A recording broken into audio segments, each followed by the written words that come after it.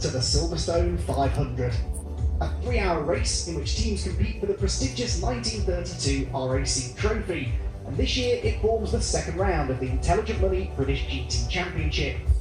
It's the 10th year of this blue ribbon British GT race, and as the longest race of the season, it brings a different kind of challenge for the drivers and strategy for the teams to overcome.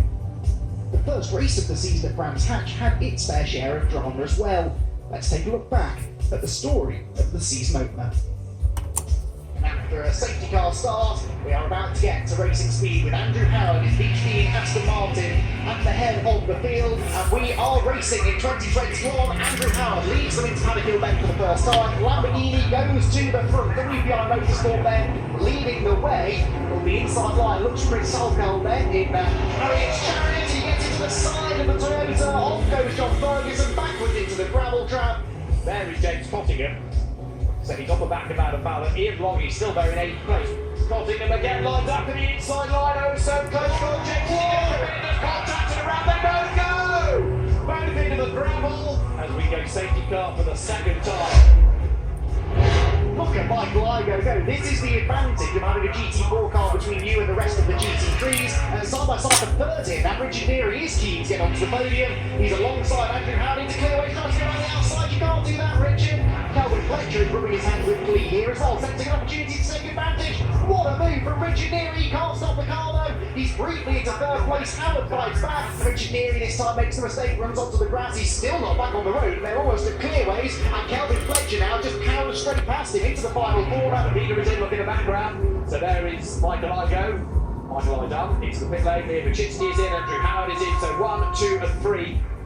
A slow stop seemingly from the Baczynski Lind Lamborghini, because that has lost the place to Longy and Bourbon. Meanwhile in GT4 land things getting entertaining. That is the Janetta, which has now been taken over of course by Charlie Robinson. Don't hit each other, be careful through Paddock Hill Bend. You can go side by side through here. Bit of curb hopping there for Gordon Colbrook, and Burton does go through. Fights back up for third. Dennis Lynn thinks, right, let's have another go at this. Now he's going to push and see whether he can make use of the traffic. He's right in the way of the other moment. Lind is on the inside now, 3 abreast into Westfield Corner, and finally after half an hour of trying. For a Sito Motorsport's British GT debut, this is quite an effort, looking as though it could be on for a maiden victory. There's a GT4 leader, Charlie Robinson in the pit lane with a left rear puncture. Absolutely right. So how much time is this going to lose them? How much did they have in hand? Well, they've lost the lead already. Now the car's got to be dropped down. Come on, chaps. Suddenly all becomes a panic. Is everything right? Is it timed up? Go, go, go.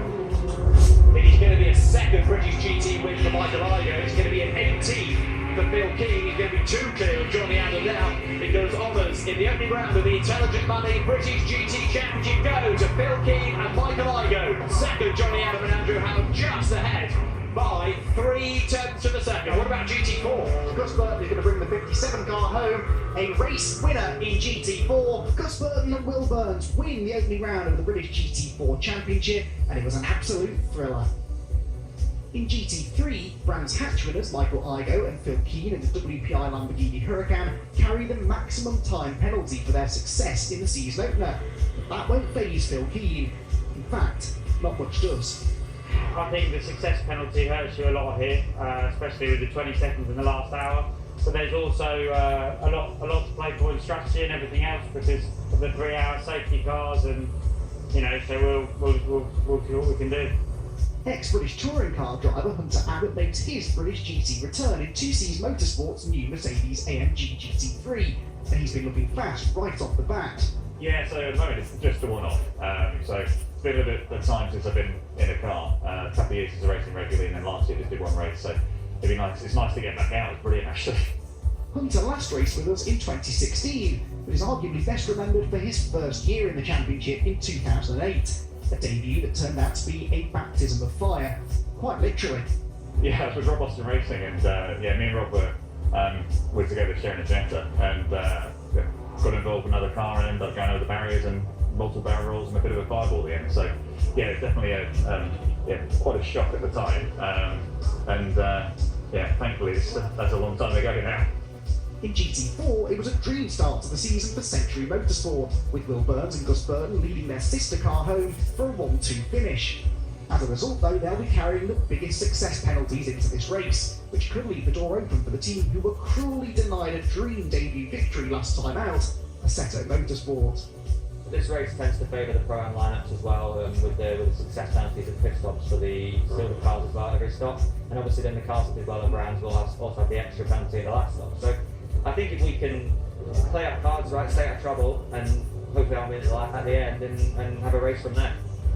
Aston Martin factory driver Darren Turner last raced in British GT in 2019. He's back this weekend to add a little extra spice to the GT4 battle. His CV is so long it would stretch the whole length of the Silverstone circuit, but his successes at Silverstone include a race victory in the Bullpan Endurance Championship back in 2013. Will we see him at the pointy end again this weekend? I think for us this weekend it's about just collecting points. We need to be there at the end of the race. Get to see the checkered flag, make sure the team runs through a race strategy. The guys get a chance to do the pit stop. Me and Matt get plenty of time on the track, and collect some points. If we can finish where we've just qualified in fourth position, that's a good start. If we can be on the podium, then fantastic. But first thing is just a clean race and get those laps under our belt and give everyone a lot of knowledge before they go on to the next round.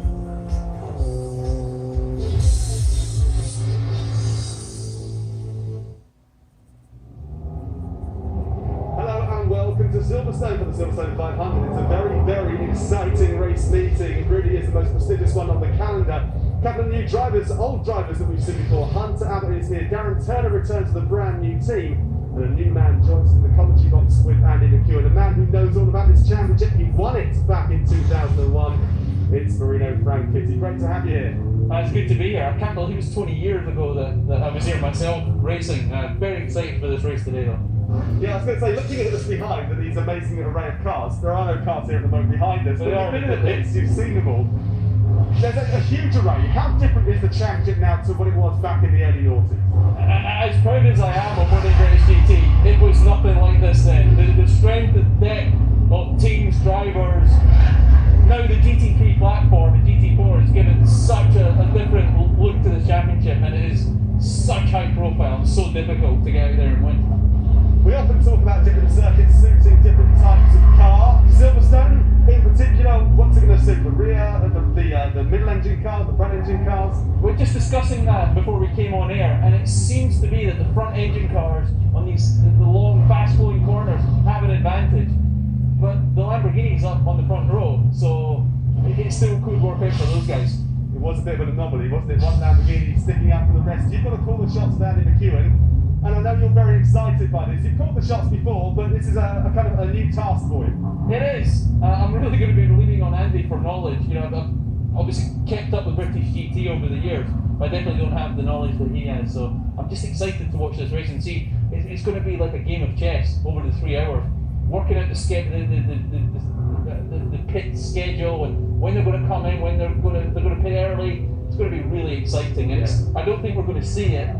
How it's going to play out until right at the end, and obviously the weather could play its part too. And at the moment it's looking pretty overcast and nasty, so it really will come down to strategy, and you've got to kind of give everything you can in that commentary box. You've got to run all the way down there as well and get into it. So we're going to let Marino disappear off now and go and meet up with Andy as we hand over to Andy and I get some drivers to talk to.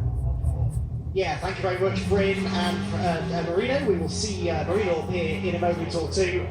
This is it then, the second round of the championship, but arguably the biggest race of the season. The Silverstone 500 competing for the RAC trophy, the home of British motor racing, playing host to this famous event as well. The 10th anniversary, as Bryn was saying, of the Silverstone 500 on the British GT calendar.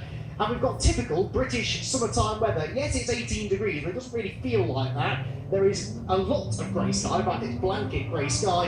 And there's just this little bit of drizzle in the air that's been lingering all day long without ever really becoming anything more significant. But there is the threat of rain, particularly in the final hour of the race. And that final hour, as Marino really kind of alluded to there on the grid, that is where everything comes together. It's the final pit stop, remember, where the success penalties are served for the teams that were on the podium at Brands Hatch. It's the final hour that will see the final driver changes, and the teams will want, ideally, their quicker pro driver in the car for as much of that final stint as possible. And if you've come in and made what you think will be your final pit stop and then it rains and you have to come in and change tyres, then you can be on the back foot all of a sudden compared to those that maybe have played a gamble and saved their third and final pit stop for a little bit later on. It's going to be a fascinating race with more than 30 cars on the grid across the two classes as well. Lots and lots of stories to follow up on. Bottle Motorsport are on the front row of the grid, as Bryn was saying, and he's down there now with the reigning champion, Sandy Mitchell. Yes, the reigning champion league does get his race suit on. You're not starting in the car, of course, the car falls into position here. Yeah. Just before that car arrived, we were talking actually about your last time at Brands Hatch. It didn't go to plan for you two.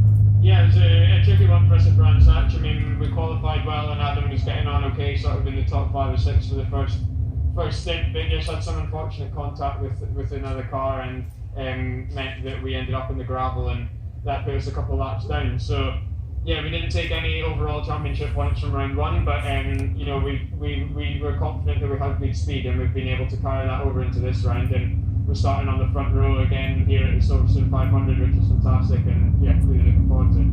Yeah, so promoted to the front row because of the penalty to the TF Sport car.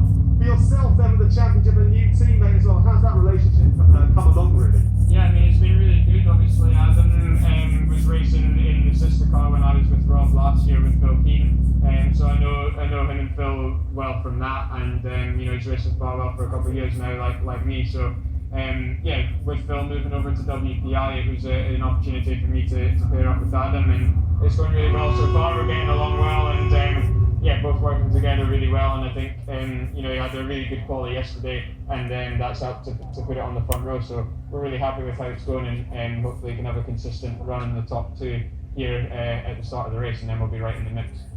Yeah, exactly. Well, best of luck. Thanks very much. So Sandy Mitchell, if you cast your mind back to the end of last year, was a winner here at Silverstone, as Bryn said, won the championship alongside Rob Collard, and that number 1 car has been by far away the most competitive of the Lamborghinis this weekend, and they've ended up inheriting a front row starting position alongside this car, the number 14. 2C's Motorsport raced in the championship last year with 2 McLarens. They are back with a race-by-race entry in their Mercedes-AMG GT3. And Hunter Abbott and Martin Kodrick dominated qualifying yesterday to stick the Mercedes on pole with Barwell's number 1 car alongside. Now, in GT4, at the end of last year, it was Century BMW that won the race here. Weldon and Andrew Gordon Colebrook victorious.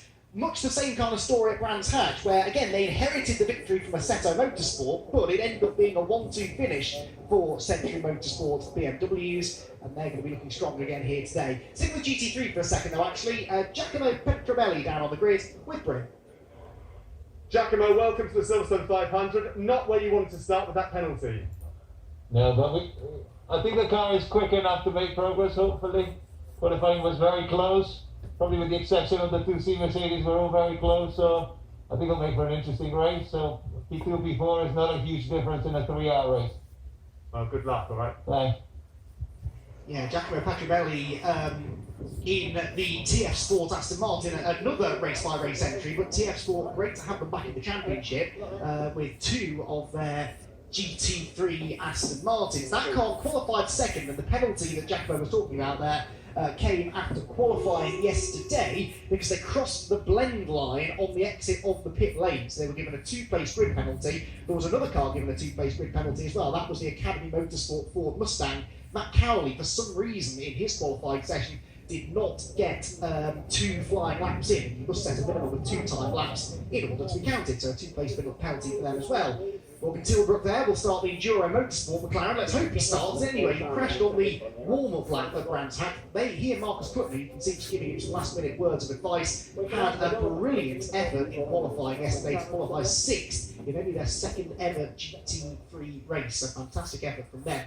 As I said, GT4, BMW looked strong. Century Motorsport BMWs in particular looked strong at Brands Hatch with that 1-2. 57 winning from number 9. But on pole position today is the Stella Motorsport Audi. Richard Williams will start the car and hand over to Senan Fielding halfway through, and he's down there now with Bryn.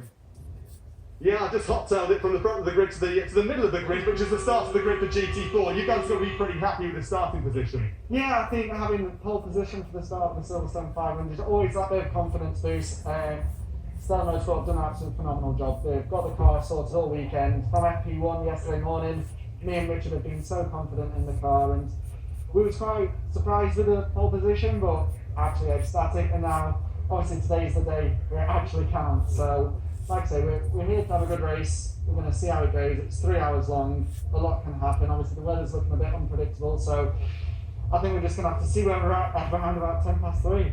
Yeah, I was going to ask you, it is very cloudy and the strategy must be changeable quickly. What have you got planned for your strategy? The team are on the toes. They've got they're prepared for every eventuality. So I've got 100% confidence in them. I just get told to jump in the car and do my job, but until that point, I'll leave it down to those boys. Well, great stuff. Good luck to you. No, thank you very much. So Senna Fielding there will be watching on nervously as Richard Williams pilots the Stella Motorsport Audi from pole position. They had a big race finish in GT4 at Brands Hatch last time out.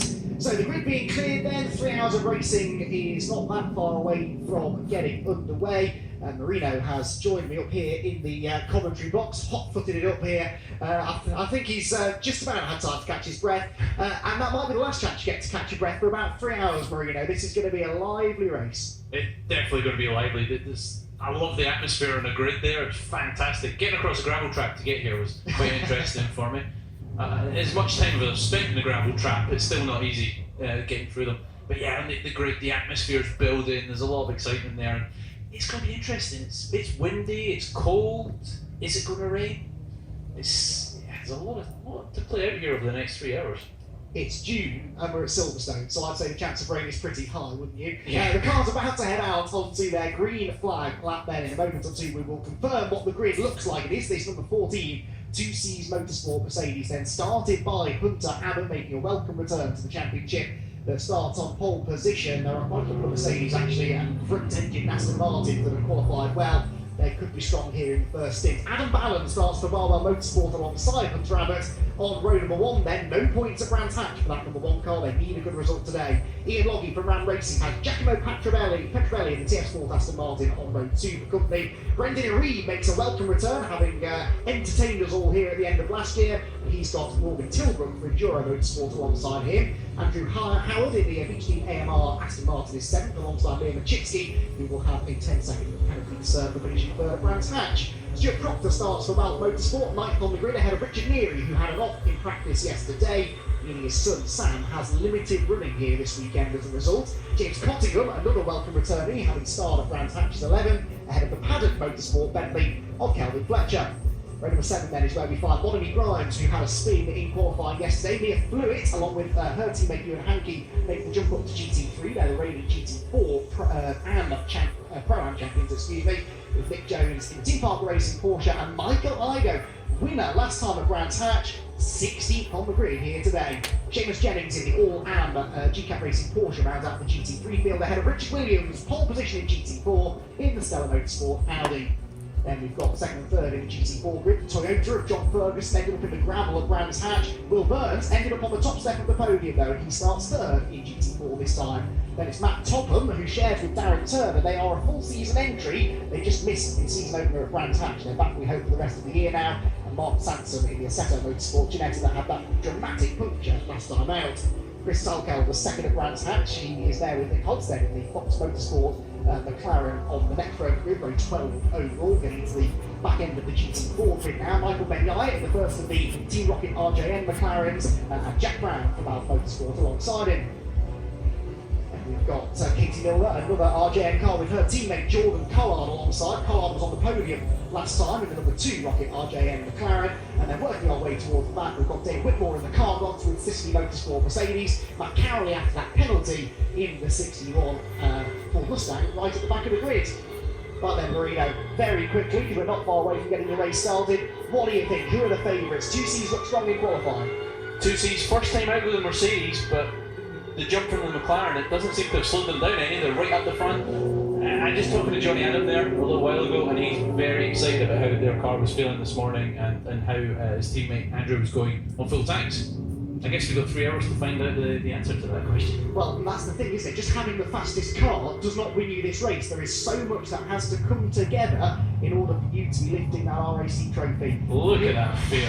It looks good, doesn't it? British GT is in a really strong place at the moment. When you look at this grid as they come 2 by 2 out of Luffield, it does make the hairs on the back of your arms stand on end, doesn't it? 3 hours of racing, the Silverstone 500 then, round number 2 of the 2021 Intelligent Money British GT Championship. Martin Codrick for 2C Motorsport on pole, with reigning Adam Ballard in the number 1 car for Barlow Motorsport alongside him. When the red lights go out, we will be racing at Silverstone. That happens now. The thunder roars as they head towards Copse Corner. On the inside line, Martin Codrick will hold on to the race lead. Into second stays Adam Ballard.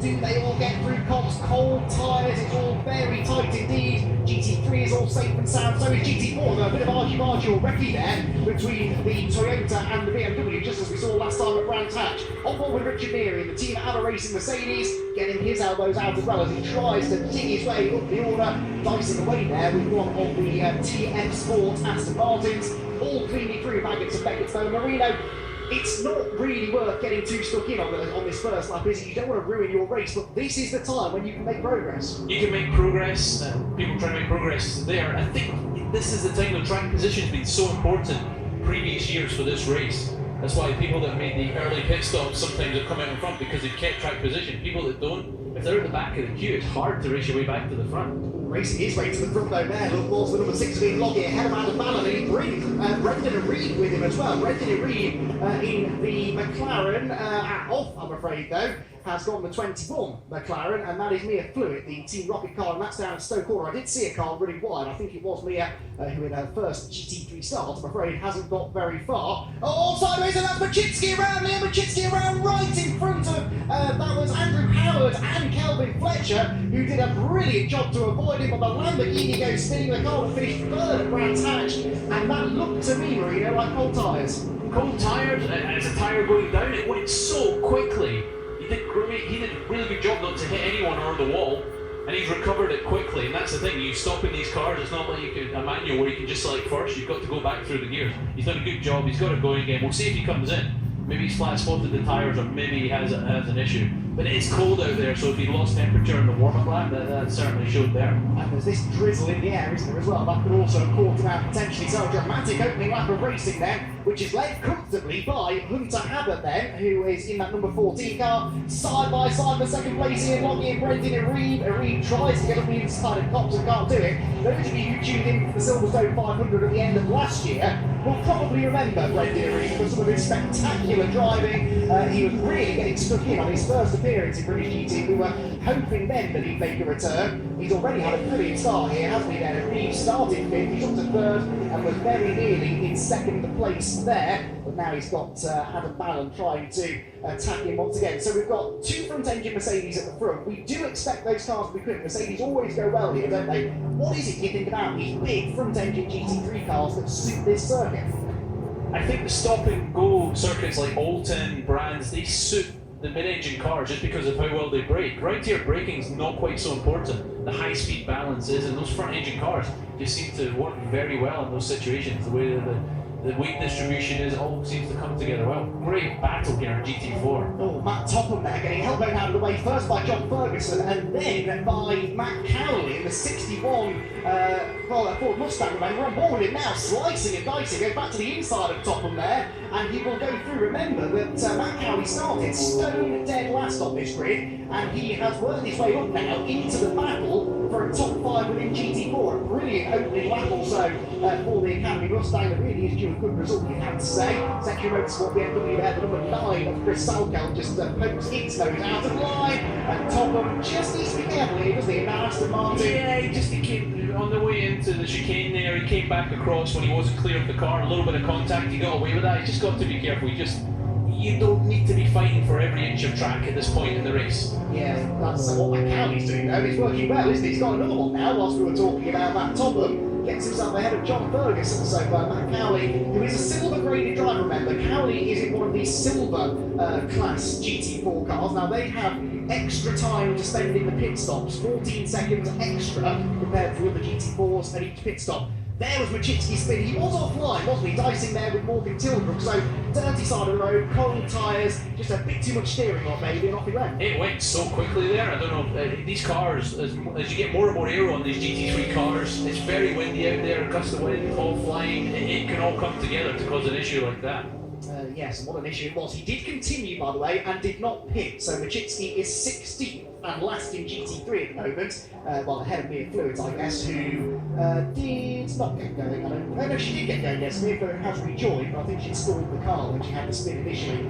So, Hunter Abbott then, 2.5 seconds nearly ahead of Ian Loggy in second place. Brendan Aribe is third. Ballon fourth. Petrovelli fifth. Richard Neary to sixth now ahead of Morgan Tilbrook. In GT4, it is Richard Williams still leading in the Audi by a second now over Brands Hatch winner Will Burns in the BMW. And then in third place, the number 3 of Michael Ben-Yair there. That's one of those Rocket RJN McLarens. You can see it just there, actually, the number 3 with Matt Cowley breathing down his neck. And that would be the fight for second place in the, third place in the GT4 category. We didn't see much speed from the McLarens in qualifying, but the race situation full of fuel seems to suit them a little bit better so far. So we'll see how that develops over a stint, whether they can maintain that pace. And the McLarens tend to be quite good on their tyres, I seem to remember, and that is a factor here because you could be going a full hour sometimes between pit stops, 3 mandatory stops, remember, so you'll at some point have to do a slightly shorter stint. But if you are choosing to do a full hour, you're going to have to monitor that tyre wear over the course of the stint. Only there trying to find a way past Ben-Yair. This is the third place in GT4, the Mustang versus the McLaren. 2 more different looking cars here, you couldn't hope to find, could you? No, the Mustangs, but I used to have a road Mustang when I was Ford, and they are big cars. But the Multimatic guys did such a good job of turning that into a race car. It's interesting, I think we saw the moves that made in the first lap. I think it works its tyres harder, it's a heavier car. I think it works its the tyres a bit harder, and we saw how easy it was able to get past some cars early on. We'll see again if it can maintain that through the stint. Absolutely, nothing to choose between the two in a straight line there, was there? We were on board with Cowley there, we weren't getting any closer to the McLaren, but nor was it getting away from us. Chris Salkeld, side by side with Matt Topham, gets through. Now, his next target is John Ferguson. These two might not be the best of friends because they came together at Brands Hatch, did the Toyota and the BMW. Salkeld tried to get through on the inside, there was a bit of debate as to whose fault it was. It was deemed a racing incident in the end, but the end result was that Ferguson's race was ruined and Salkeld went on to finish second in GT4, so there may be a little bit of bad blood possibly between those two. There goes Mark Sampson meanwhile in the Ginetta, who really just wants a clean race. I was speaking actually yesterday to Mark and to his teammate Charlie Robinson in particular, who said that they just needed to tweak the setup a little bit, make sure the tyres are going to stay on the car quite literally the entire stint. Back to this third place battle though, and Cowley is a bit stuck here, isn't he? He is. Looks like he's got a good run onto the hanger straight there. Let's see if he can get it done. There's no gap for him on the inside, so he's going to have to go to the outside if he wants to make it happen. Yeah, looks to the outside. He's later on the brakes, and you can go around the outside here as long as you can find the grip, because the next corner is a tight left-hander into club. But good driving there, wasn't it, from Ben-Yair in front. He closed the door, he didn't chop aggressively in front of the car, he just drifted off onto the natural line. Cowley wasn't able to maintain that outside line. If you're going to do that move and you're going to get it the inside for the chicane, you've got to stay there, and he just wasn't able to do it. But he's working pretty hard. He seems to have a bit of a pace advantage right now, and I think there's an inevitability about this at the moment. It's just where he can make the move happen. They're already 6.5 seconds behind the top two in GT4, so you can see why Cowley wants to get on with this, especially given the fact that he, like Ben-Yair and Williams and Burns up the road, has this 14-second extra to spend in the pit lane at each of their 3 pit stops. So that's certainly going to make the silver graded team's life more difficult. The back Matt Topham continuing to lose ground now. That will be Jack Brown, I think, that's gone through now in McLaren, and then Nick Halstead as well from Fox Motorsport not far behind. But the sea of McLaren's behind them, because Mia Fluids in the GT3 example is also trying to work her way through that group. It's all pretty frenetic out there, isn't it? Considering this is a 3-hour race, they are not hanging around in the early stages. So back to third place then, and this is Adam Ballon challenging Brendan Aribe. So Aribe, a strong start now, does have Ballon behind him. Now, Adam in the past, we've noticed sometimes has been perhaps a little bit too cautious when he's been out in the car, but he's got good pace here, he clearly feels good in the car, and he fancies his chances of getting back into the podium. He certainly looks like he's got a bit of a pace advantage right now. Again, having the pace advantage is one thing, finding a way through is going to be something else. But they're definitely closing in on second at the same time, closing in on Logie. I mean, Abbott is just 4 seconds up the road at the moment. He's disappeared right now. Yeah, we saw this from both Hunter and his teammate Martin Coleridge. They were so quick in qualifying yesterday. They were always going to be tough to beat. Back to Leo Machinsky, who's up to 13 now. The latest scout that he's claimed was Bonamy Grimes there in the TF Sport Aston Martin. He's also found a way past the 2 Porsches, Nick Jones and Seamus Jennings. So Machinsky going well here, and I did wonder whether maybe we'd see that car make an early pit stop after its spin, but they've clearly decided to keep him in the car for a bit longer. Don't know where to look here. He's side by side for third in GT4. Cowley has this time, Marino, got this outside line work. Yeah, he's made it work, and now he's got the inside, and he should be able to complete this move. Lovely, that was a lovely move. He kind of warmed himself up for that the lap before, and he got it completed this time. Yeah, you can do that, I guess, can't you, as a driver? You can kind of have an experimental look at a move, and if it doesn't quite work out, you spend the next lap thinking, right, what do I have to do differently? And that's clearly what he did there, executed the move well. And now you can see already he's pulled out a couple of car lines instantly. It's difficult for me in here, in an unfamiliar car, coming back through the GT4 traffic. She's never dealt with this before, so she's having to tune in to the speed difference and how these cars race each other. And I was talking to her just before the race. She's not had a lot of time in this GT3 car, so it's a real baptism of fire.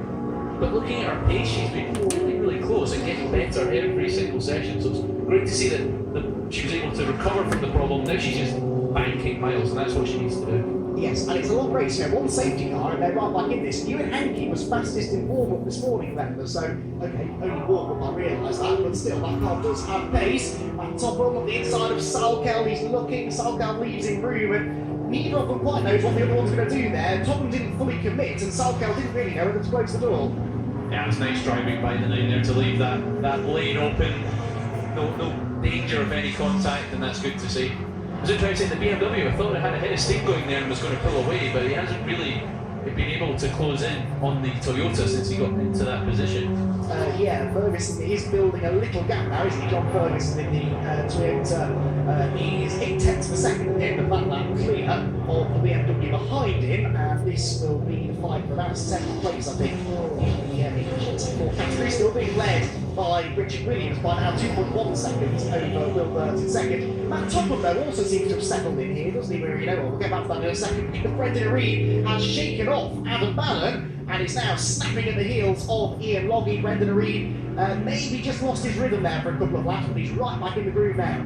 It's interesting as well, these cars with the aero that they have, when you're running close to another car, you're losing balance. You're either taking air from the front or air, so you just don't want to sit there in someone's wheel tracks all the time. You've got to dive about, you've got to look for clean air. And these cars are so aero dependent these days that you have to think about that, because it is all fine and well to sit right behind someone at the beginning of a stint. But you can really pay for that later if you're burning your tyres off while doing that. Yeah, absolutely. Things start to overheat quite quickly. From there, it is a bit of a vicious cycle. Right, Chris Salkel now with Matt Topham right behind him. As I was starting to say there, Marino, Matt Topham was going backwards in the early part of the race, but he seems to have settled in now. He's found his spot in the queue. He's now no longer under pressure from the car behind, and now he's starting to challenge Salkel ahead. I was talking to Darren Turner yesterday, who is sharing the car with Matt Topham, who just about onto the place there from the number 90 of Jack Brown. But Matt has always wanted to race in British GT, and specifically has always had his eye on GT4. It's great to finally see him racing in the championship, and now he's got nearly 15 minutes under his belt. He looks a lot more comfortable. He does, and obviously the fuel's burning off every lap, so tyres are wearing, but also the fuel's burning off. It's quite cool today. He seems to just be finding more and more balance as the stint goes on. I know that Darren's really enjoying driving the GT4. I think maybe not enjoying how fast the GT3s catch you and where they put themselves. He's usually in the GT3 car, but he's really enjoying how the car moves about and not having as much downforce as the GT3. Back to GT3 now. Richard Neary starting to ask some questions here of Giacomo Petrobelli ahead. That's the 5th position. A couple of cars being warned about track limits as well. Car 11, which is the Paddock Motorsport Bentley of Kelvin Fletcher, is on his first, now his second warning. That's just changed.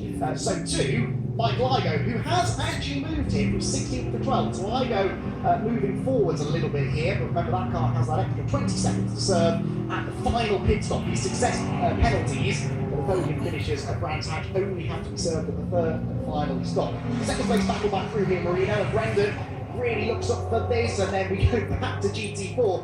Wherever you look here, there are battles, aren't there? And any of them, you could say, oh, that's got to be for the lead, how hard they're racing, but it's generally for fourth or fifth place. It's unbelievable.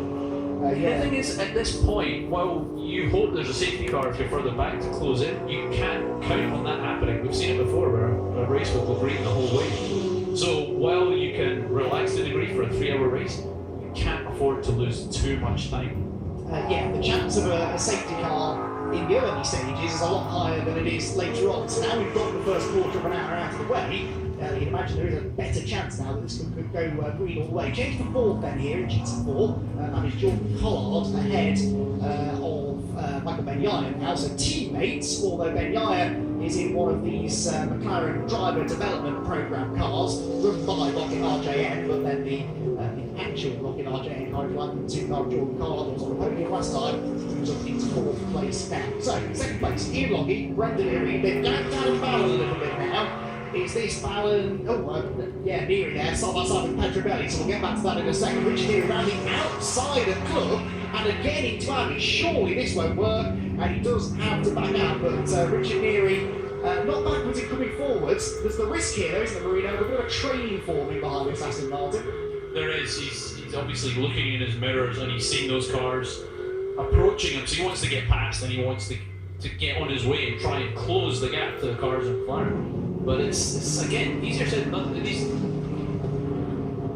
We're going to see a. It's always. Let's have a look at this. So. Oh wow! Uses the ABS to maximum there. He had the move done, so I'm interested to see where the. Yeah, it was a bit wide there through the middle part. It's just the Astons there. He never cleared it completely. Great driving by the Aston as well there. That's really heads up to not. It was quite easy to give up at that point, but he's managed to hang on to it without putting himself in any danger either, which is lovely. He left racing room for the other car as well. It's fantastic to see that. Yeah, reacted well there to the dive on the inside and managed to snap back again straight away. Matt Topham out, some changing here then. Salkeld is ahead of Ferguson cleanly this time, and Matt Topham is now trying to follow him through. So John Ferguson in the Toyota GR Supra run by the Total Racing UK squad, with the Toyota factory backing now as well, really showing their commitment to motorsport across the world, in the UK as well, with a touring car effort, and now this GT4 car as well. And John Ferguson is going to have to work cut out here, because Topham does look quick, and the way Salkeld's getting away from the Toyota as well shows that maybe Ferguson is starting to struggle. Yeah, possibly the balance is going away from him a little bit. You can see on the entry of the corner there, he's got a little bit of oversteer as he was turning in. He's trying to smooth that out and look after the tyres. Yes, looks like he's lacking a bit of pace compared to his competition. Whoa, that was a little bit aggressive there. Oh dear, that is the 90 that's gone around, so that is Jack Brown. He was trying to attack Topham ahead, who was also trying to get on the inside of Ferguson. So sometimes you need to read that situation, don't you? If the two cars ahead are fighting each other, it's sometimes better to just sit back and let them go at it. What do you think? Was the move on? No, because he wasn't going to clear the car. He had to be alongside earlier there, and he was putting himself in a situation where the guy in front decided to turn in. Contact was going to be inevitable. He's to attack Topham ahead, who was also trying to get on the inside of Ferguson. So sometimes you need to read that situation, don't you? If the two cars ahead are fighting each other, it's sometimes better to just sit back and let them go at it. What do you think? Was the move on? No, because he wasn't going to clear the car. He had to be alongside earlier there, and he was putting himself in a situation where the guy in front decided to turn in. Contact was going to be inevitable. It's a difficult one because you see that opportunity, and you obviously want to take it, but a corner like that, you have to have cleared them, because otherwise you're just going to be able to hang around the outside anywhere and be on the inside for the next hairpin. Yeah, indeed. So that was unfortunate. Brendan Aribe, though, is into second place now. He's ahead of Ian Logie. So Ian Logie has had to give up that P2. And we'll see now what Aribe's pace is like then. Now he's in clean air. They're 7.4 seconds adrift of the race leader, Hunter Abbott, though. They're going to second, third, and fourth place stars. There is Petrobelli still fifth, ahead of Richard Neary. So Neary having very briefly been in fifth place down at club. is now stuck in the wheel tracks for the Aston Martin again. Morgan Tilbrook is still 7th, Andrew Howard is 8th, Kelvin Fletcher 9th, and Stuart Proctor rounds out the top 10 with Machitsky now back to 11th position. He's on a charge, isn't he? He really is, isn't he? Now, the charge, though, might come to a stop now for some of the GT3 drivers because they have already, less than 20 minutes into the race, caught traffic, and they probably won't have a traffic-free lap now for the rest of the 3 hours. No, that could be an advantage though. You got to look at traffic in 2 ways. You can go, this is going to cost me time, or you can say, right, how can I lose less time than the competition? That's the way you've got to look at it, otherwise you just drive yourself mad. Yeah, it's an opportunity to lose time, but also, as you said, to benefit. That is the car gods with Sicily Motorsport Mercedes of Dave Whitmore that's been off. That's down at the Maggots and Beckett's complex, so not sure how he got there, whether he jumped or whether he was pushed, but the red Mercedes, no damage evident on the car, manages to get going again. Now, topping up the inside of Ferguson, that is how you make a move there, isn't it? As you see, he was alongside, way back, and that meant the move was done before they even got to the apex, and that's what you need to do into that tight first corner. Yes. Evidently. Sorry. Third corner. Yes. Oh, yes. Depends which track you're on. This really confuses me now, Silverson, when we use a different pit. Yes. Right, black and white warning flags again now. That's a third warning for Mike Ligo. So he's making progress, but he's exceeding track limits too much. And it's a difficult line to balance on that, isn't it? Because he needed to dig himself out of that hole after qualifying, but if you then get a track limits penalty, there was no point, really. No, that's going to be busy for no reason. He really needs to watch that because he's just going to get a penalty. It's black and white. It's not like, oh, it's just a little bit over. They don't care. When you're out there, the track limit penalty is called, and he's going to undo all that good work if he goes white even once more. Yeah, absolutely. We said we were going to mention track limits a lot. I think we should start an unofficial drinking game. Every time one gets a track limits penalty, well, I mean, it's going to keep going all race long, isn't it? Here's Mark Sampson in the Ginetta challenging Nick Halstead in the McLaren, and that is Brendan Arib, isn't it? That's the number 70, damage to the right rear corner. Now, we haven't seen it, Marino, but they were in traffic at the time. You can see that the Pirelli's off the tyre, so he's had contact with somebody. There you go. And that's why Dave Whitmore was off at Chapel. Oh, and Ian Logie was really delayed in all of that as well. We couldn't see the start, so we can't lay blame at anyone's door there, but that's probably not the last time we're going to see a collision between a GT3 and a GT4 car. Unfortunately, it's not. You can just see there, as he's limping back, that the Pirelli was gone off the tyre, so you can see there's contact of some kind. I'd love to get a better look at that, to see it earlier, to see what happened. Yeah, that is really unfortunate. It's just that closing speed, isn't it? If you catch them at the wrong place, because you can lose a second or so behind them, you don't want to lose that. But well, you have that downforce to be able to run lines that a GT4 is not capable of. Also, the GT4, with the lack of downforce and the weight, uses all the track. So you put yourself in a certain place, you're putting yourself in the hands of the GT4. If they allow the car to run wide, you're going to run out of road quite quickly. That was close, wasn't it? That was Andrew Howard at the inside of Morgan Tilbrook, and Sampson goes around. Sampson did well to avoid contact at the previous corner when those two went side by side underneath him, and then there was contact at the next one, and then he had a half spin, so Sampson's going to lose a position or two in GT4, but that could have been a lot worse, as Andrew Howard now really is starting to move forward nicely. He's now into 6th position, and of course he's got Ian Logie, the delayed Ian Logie now, not far ahead. Now Aston Martin looking strong in the middle part of the stint. It really is. As I say, talking to Johnny Adam earlier, he was really happy with how the car felt on full tanks. The lower temperatures that we're seeing today, he thought would suit the car. So he was full of the joys of spring and ready to go racing. Yes. Now we are, as I said, nearly 25 minutes into the race now, as John Ferguson has to run wide because of the inside went Leo Machitsky into Cops Corner to put a lap on the GT4 Toyota. Maybe time to start thinking about pit stop, because you have these 3 mandatory driver changes to make, but it's only a 3-hour race, so whereas a traditional sort of GT World Challenge Europe 3-hour race, for example, would see a pit stop on the hour and they do 2 stops, we have to fit an extra one in somewhere, so at some point, Marino, you have to do a shorter stint. Now, where would you, if you were a team strategist, where would you like to do that short stint? At the start, the end, or the middle?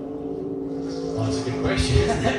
I think if you're in a GT3, I think you want to look at where the pockets of GT4 traffic is and maybe just pit before you get to that, because you then don't have to lose all that time getting through the pocket of cars. And if you're going to make that stop anywhere, it's not a bad time to do it. On board with Richard Neary then, in amongst the traffic. So put us in the driver's seat here then, Marino. You're fighting your way through traffic. Petrobelli's getting away from you. What are you thinking now?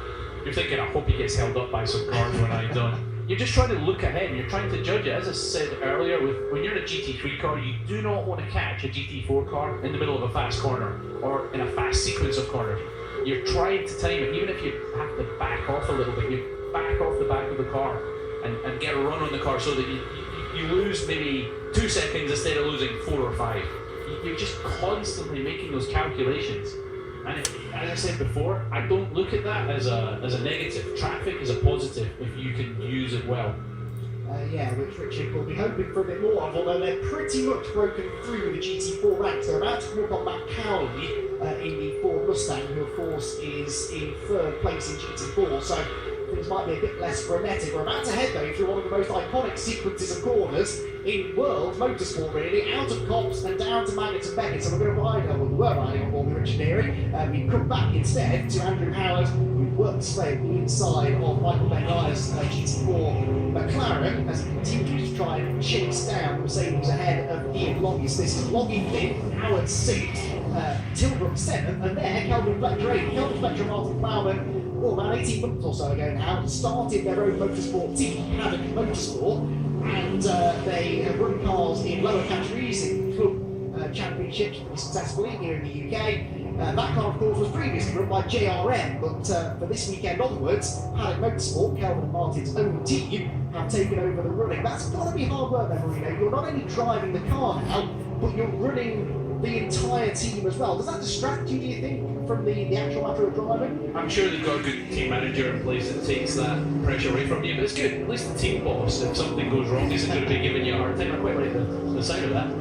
It's an impressive job that these guys are doing. To be running as close to the front as they are already, it's very, very good to see. Now, I mean, we have the car in the 70 car in the pits, getting the suspension. There's obviously a tie rod at the front, so there's a rod.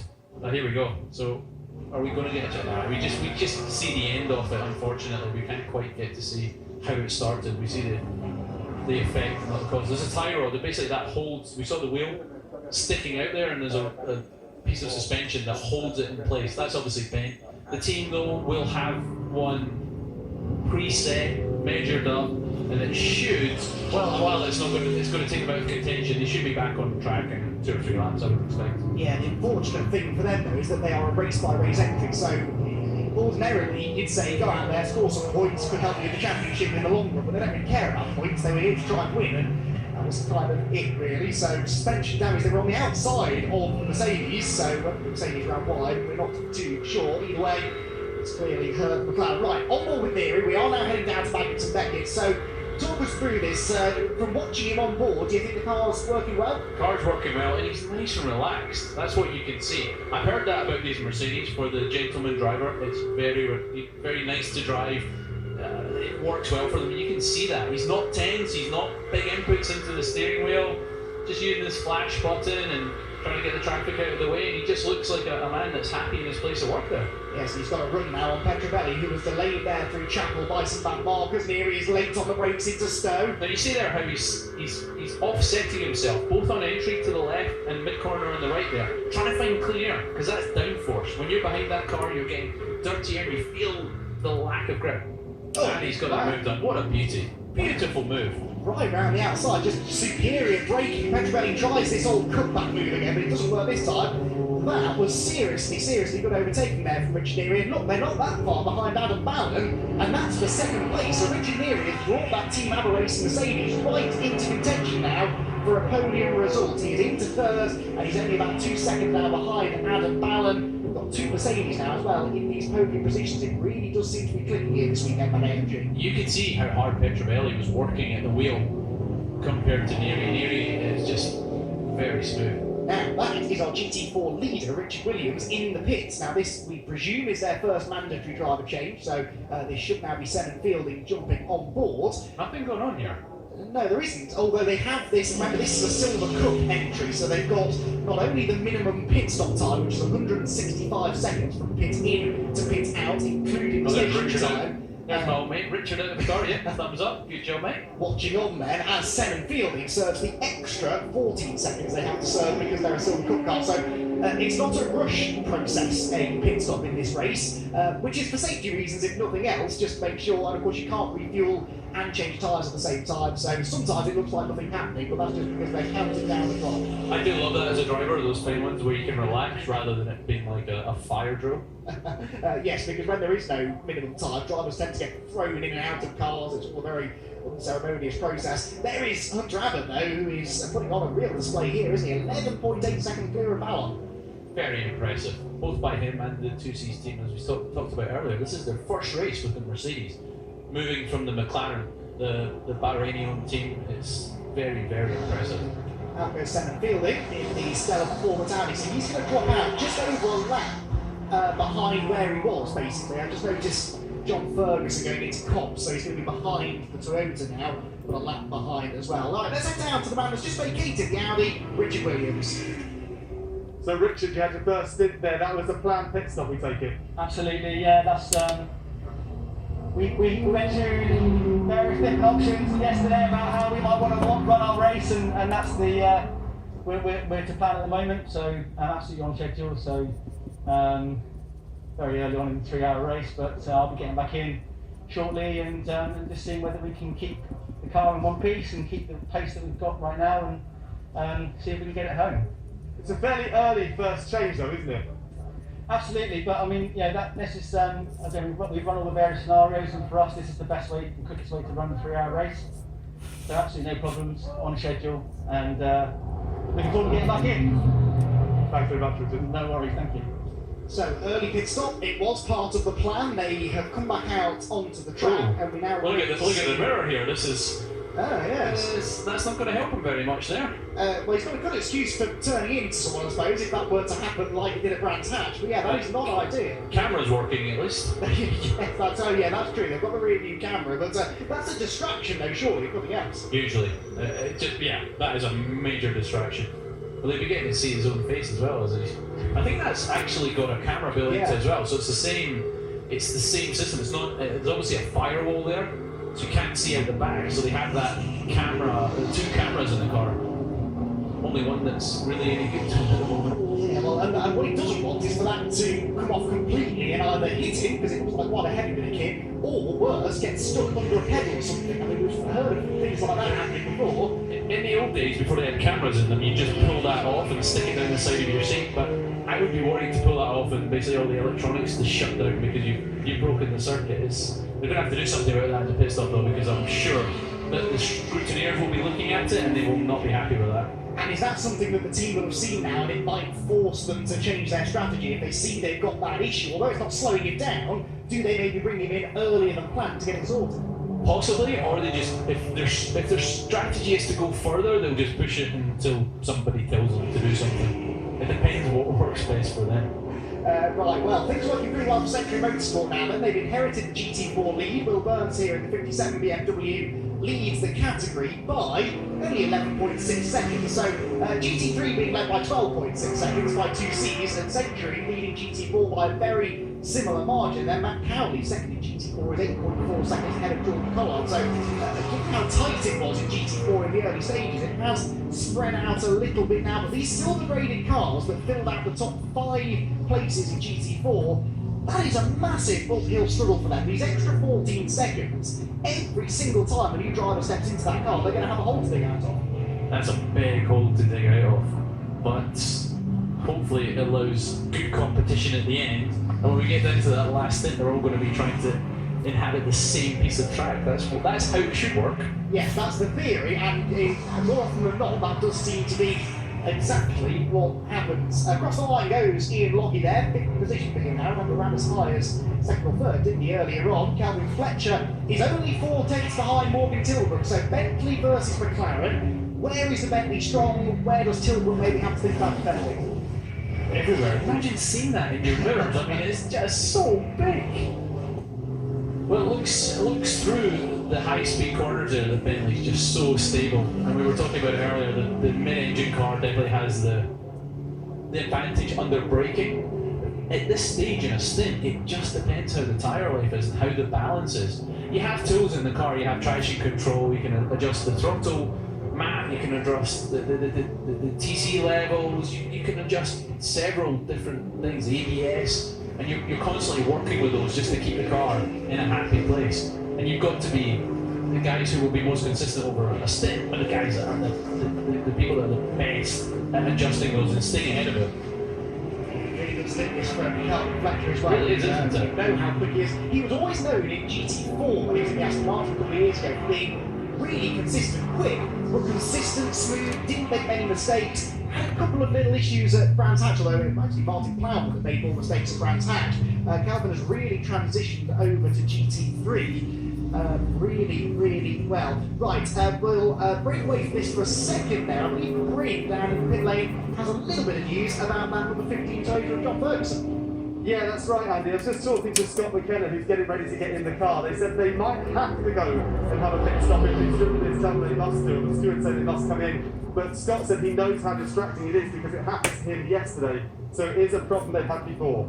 Right, okay, so someone needs to find some stronger screws maybe to keep that thing in place for future rounds. Thank you, Bryn. Right, look who has arrived on the scene. This is Leo Majitsky. Now remember, he had that spin on the opening lap whilst he was racing Morgan Tilbrook. He's almost caught back up to Tilbrook now, who is currently holding that 7th place. This has been a mighty recovery drive. We're only just past half an hour in. And he's only 24 seconds back from the leader. So where could he be without that spin? And that's a long way to go. That Lamborghini looks like it's in a very good place. This is a fantastic drive by him. And of course, they haven't yet unleashed their secret weapon, Dennis Lind, who's not such a secret anymore. Everyone seems to be cottoning on to just how good Dennis Lind is. But let's not forget how strong Leo Majitsky has looked in this stint. It's all quite tight, this actually, isn't it? But Loggy 5th in the pink Mercedes, then Andrew Howard, the Aston Martin, is 6th, the McLaren of Morgan Tilbrook is 7th, the Bentley of Calvin Fletcher is 8th, and the Lamborghini of Majitsky is 9th. And there are people out there, Marino, who I talk to, and they still, for some reason, don't get GT racing. They don't understand why I love it so much. But look at this, Mercedes, McLaren, Bentley, Lamborghini, Aston Martin, you cannot get better than this, and performance-wise, nothing to choose between them. I mean, it's like your dream car garage, isn't it? It's just everything that you want to have there on your drive. And because of the performance balancing that we have, these cars are working so closely. It's such a good job that the SRO managed to do to balance these cars. Of course, there's some tracks work better for you than others, but that's racing. And it is creating fabulous racing. We are a little bit of a snap there for Fletcher. He's obviously using the tyres to the maximum, and I can't help but notice that luminous yellow and green car in his mirror. You can see it coming. Yeah, Majitsky's caught them, now he's got to try and pass them. But if you're Barbell here, are you tempted to bring that 63 car in? Because as quick as Majitsky's been, he's going to lose time trying to pass this lot, isn't he? Maybe if you stuck Dennis Lind in, got him out in some clear air, you could maybe get that undercut, couldn't you? Possibly, but I think you're we've seen that the fastest car down the straight is the Bentley. It's going to be difficult to pass it. But Barwell will be looking at whether it's better to try and get the car out some clean air, as you say, or is getting more track position right now more important to them. But I do like that. I do like that theory of yours of getting the car in, getting some clean air, and getting those fast laps in, hopefully clearing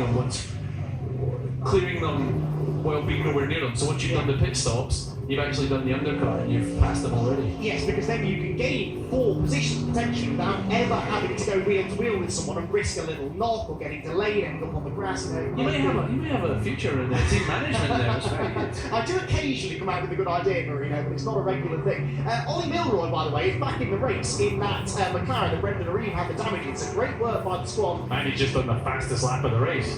He's also got a 10-second stop go penalty for a pit lane infringement, but I don't think he's going to care about that too much, is it? No, not when you're 6 laps back, unfortunately. But this is a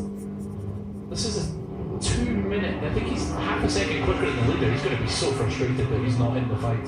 Yeah, because I think they could have been race-winning contenders. I know they were 10 seconds or so behind the leader, but over a 3-hour race, that's not an insurmountable deficit. It is such a shame that they had that early tangle with the GT4 Mercedes. There is confirmation of that stop go penalty for Ollie Milroy. So he's set fastest lap because he's the first of the GT3 pros to jump in, so you wouldn't expect that, but nonetheless, really good pace being shown. Right, Machinsky is up the inside of Calvin Fletcher, there's almost contact.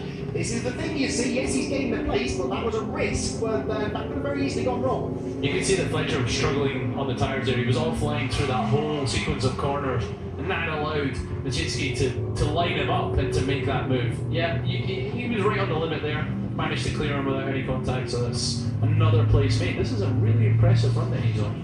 Yes, so that puts Machinsky 8th. Next target, Morgan Tilbrook in the Enduro Motorsport car. Morgan Tilbrook only started racing, period, a year or so ago. He had never sat in a racing car until I think the start of the 2020 season. And here, 2019 season it might have been, and here he is now in British GT, his first ever race stint, remember, because he never got a racing lap in a Brands Hatch, and he's running in 7th place. He's got multiple champion Andrew Howard ahead of him, he's got the rapid Leo Machinsky riding on his tail. That's going to be a battle worth watching. So too is this though, Richard Neary on the tail now, Adam Ballon for 2nd place, so Adam Ballon in the Lamborghini hanging on, but for how much longer? That Mercedes is so beautifully balanced. Look at his inputs, how smooth they are. He's not having to fight the car at all. And at this stage in a stint, that is fantastic because the tyres have a seriously hard time.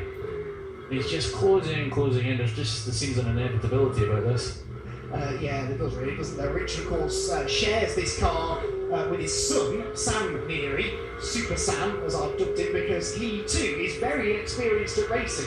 Sam Neary only started racing in 2019, so similar to Morgan Tilbrook, actually came straight into GT racing with his father in this Mercedes, racing in Britcar and a couple of other championships. Made the move up into British GT last year and was instantly on the same sort of pace as the Yelmer Bourbons of the world.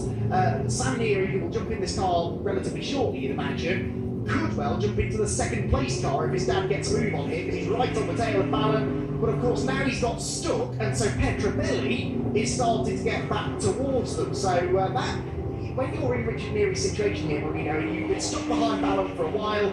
You did have a bit of breathing room over Petrobelli, but that gap is shrinking. The frustration just starts to build, and that's when sometimes you go for a move that maybe you shouldn't have done.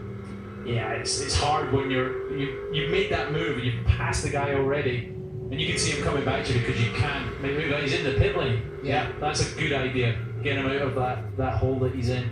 Hopefully a good pit stop, and then his son can start making some more ground up. Fantastic stint though. I think that was a great start to the race for him. Well, he started 10th, and he was staring down the barrel of 2nd place, wasn't he, when he came in? So really good effort that from Richard Neary. Makes up, I think, for his spin in practice, which robbed Sam of any running in practice. Across the 2 60-minute practice sessions yesterday, Sam Neary completed 2 laps. That must have been a quiet run home in the car. I don't think he was best. Well, actually, no. When I saw Sam in the pit lane, he had a smile on his face, but he always does. He's a teammate. How special is this to be able to go racing a Mercedes GT3 car with your dad around Silverstone? That is a dream. That's fantastic. And they're not the only ones doing it, because the Proctors, of course, Stuart and Lewis Proctor, another father-son team. Stuart Proctor is running in 12th place at the moment. They're the leaders then. Hunter Abbott now has a nearly 15-second cushion over Adam Ballon in 2nd. But of course, Petrobelli inheriting 3rd after Richard Neary makes the pit stop. So Neary the first of the front-running GT3 cars to stick the pro driver in. It's the Ant, remember, that had to start the race. Kelvin Fletcher, I can tell you, also came in Bentley. Martin Plowman is a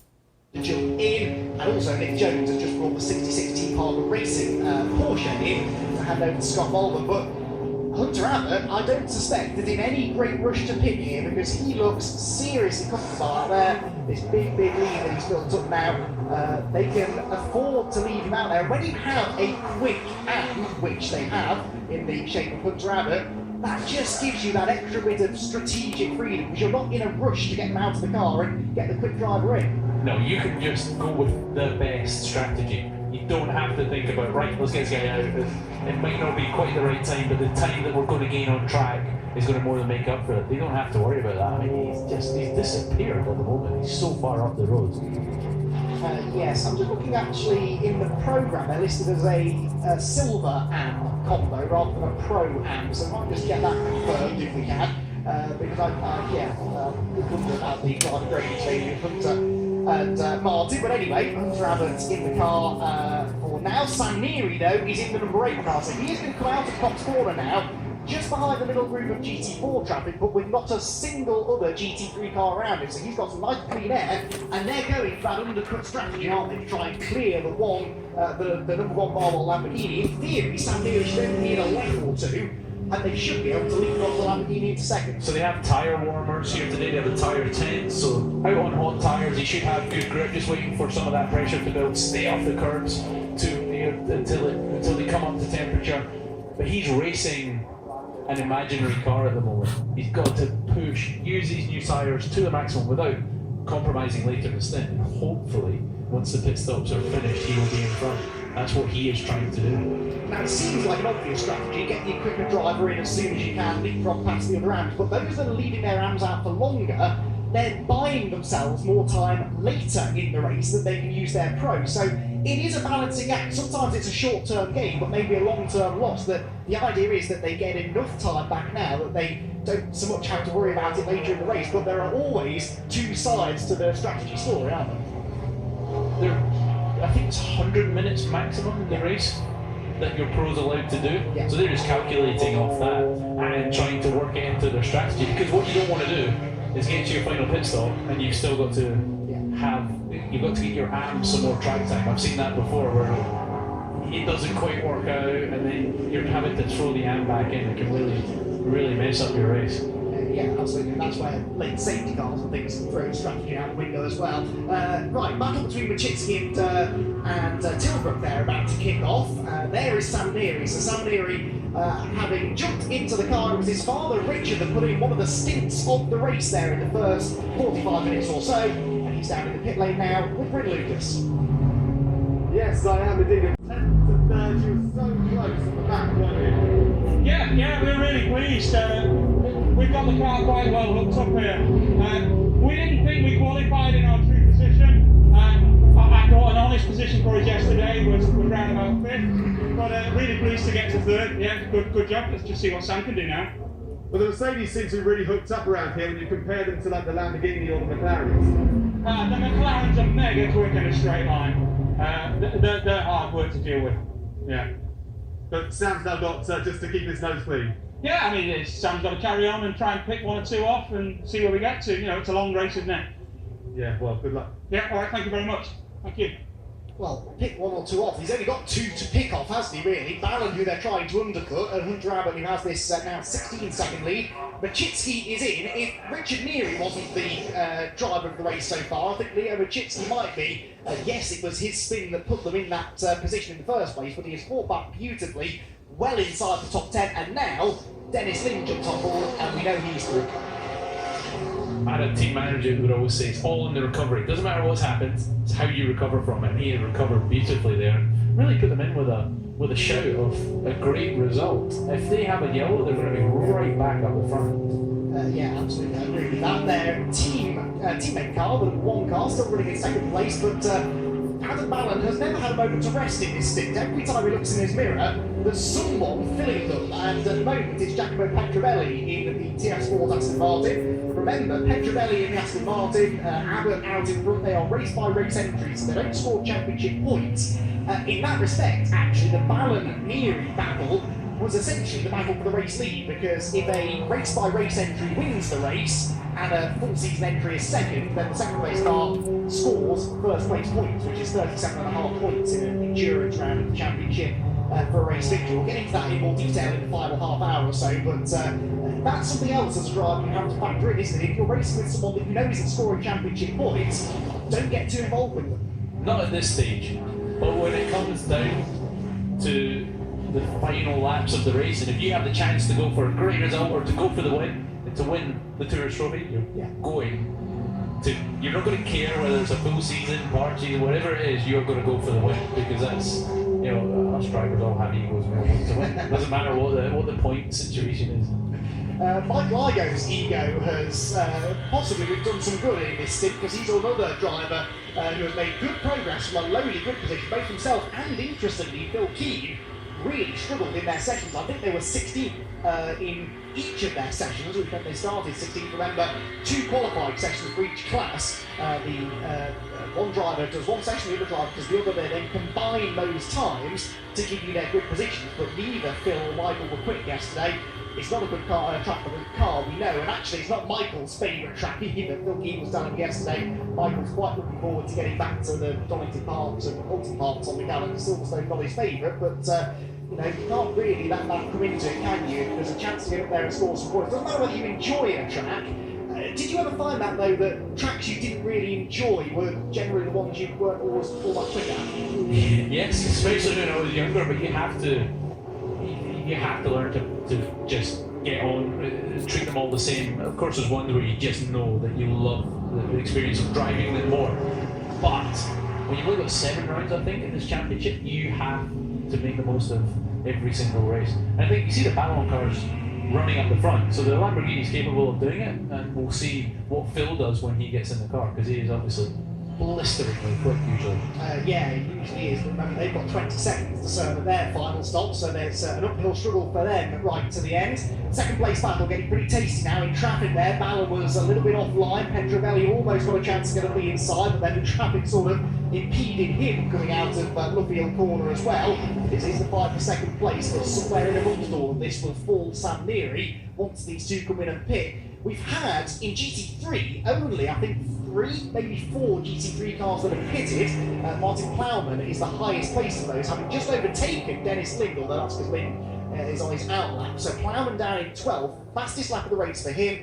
That is the highest placed GT3 car that's pitted. Petrovelli at the inside of Ballon into Stowe corner. You've really got to commit to that move, haven't you? And he just wasn't quite close enough. No, he wasn't. I think he knew that, but he's just trying to fill the mirrors of Ballon and make him make some kind of mistake. And we were just talking about Sam Neary there. He's putting in some really good lap times, and I think if he continues the speed, showing the speed that he's got, I think he'll be quite close to the front. His outlap was a strong outlap, so we shall see where he ends up. Scott Mullen. Wow, Mullen. That's the my OCD the world of good. He has set the new fastest lap, Scott Mullen, at 2 minutes 0.000. I don't think I've ever seen that happen before. That's impressive, isn't it? Really quick lap as well. I mean, that is about a 10th quicker than Plowman had gone. We haven't really talked about Porsches. There are 2 out there. Obviously, there's the Seamus Jennings Greg Caton car, which is an all-out entry. But Nick Jones and Scott Mullen, quick drivers, the pair of them. Scott Mullen in particular, very, very experienced. Is it a big, I don't know whether you have any experience of, oh no, they were, in fact, right on cue. Do you have any experience of racing rear engine cars? Is it something that is uniquely difficult to wrap your head around as a driver?